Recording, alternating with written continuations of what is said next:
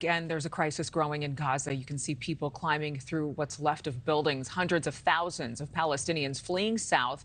Israel has warned they do not want to hurt or kill any civilians. They're asking people to move out of the area where those airstrikes will be held. It is overwhelming hospitals.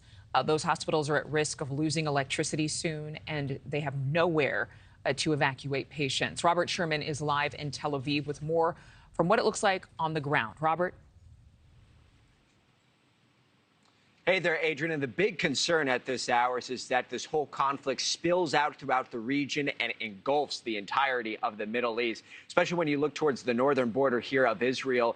It has been rather consistent every day so far that we've seen some kind of activity up there along the Israeli-Lebanese border, with Hezbollah taking a number of responsibilities for some of these rockets that have been fired at Israel. They continue to describe this as a warning to the Israeli government to not continue on with its operations in Gaza. But now you're starting to hear the rhetoric intensifying from Tehran, with Iranian officials calling on, quote-unquote, preemptive action if the situation does not change between Israel and Gaza, leaving the door open for something of that kind there. Israel says that they are prepared to engage anyone in the region that attacks them.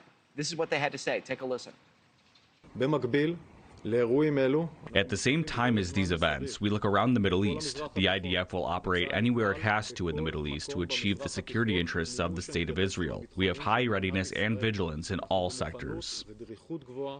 As the rhetoric intensifies around the Middle East, you see the humanitarian situation worsening down in the Gaza Strip, with no supplies able to get in or people to get out of the Gaza Strip. World Health Organization says they need immediate access there for humanitarian needs. But at this hour, the Rafah crossing between Egypt and the southern portion of Gaza remains closed. That means that foreign nationals cannot get out and needed resources cannot get in.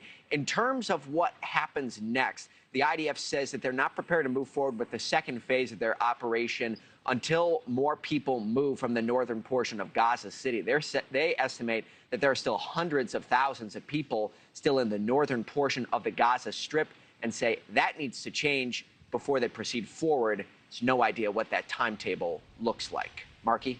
And so many people pleading for that Rafah crossing to open up, to get people out and to a safer area. Robert Sherman, thanks so much. There on the ground in Tel Aviv. Thank you for watching. Go to newsnationnow.com to find NewsNation on your television provider. And don't forget to click the red subscribe button below to get more of NewsNation's fact-driven, unbiased coverage.